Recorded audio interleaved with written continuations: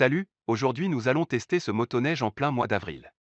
Reste avec nous jusqu'au bout et n'oublie pas de nous laisser un commentaire.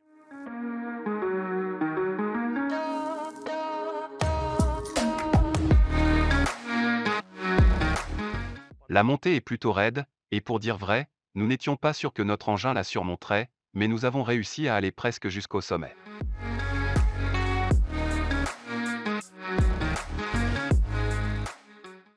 Ce motoneige a les caractéristiques suivantes. La puissance nominale du moteur est de 3 kW, néanmoins on peut en obtenir jusqu'à 15 kW.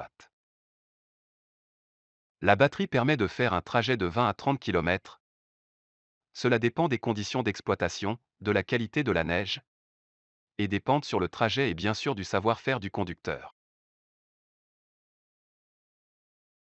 Il se déplace assez rapidement et peut surmonter les endroits où la neige est assez profonde. Vous pouvez voir sur la vidéo qu'il s'en sort dans des endroits plutôt boueux, sur des pentes de toutes sortes, et même sur de l'herbe. Bref, c'est un engin tout-terrain.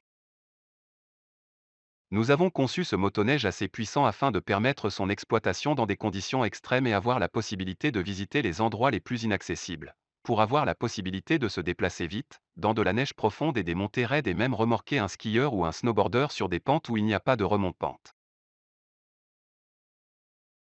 La largeur des chenilles est de 22 cm.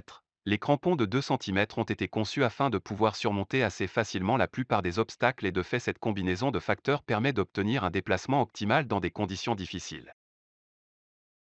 Le ski placé à l'avant est large et capable, encore une fois, de glisser sans complication sur de la neige poudreuse. On voit que c'est un bel engin, il donne une impression d'énergie comme un motoneige classique, agréable à manier et dynamique à la différence qu'il a une base plus courte grâce à laquelle nous lui avons donné une plus grande manœuvrabilité, il permet de faire des courbes moins larges et des virages pratiquement sur place.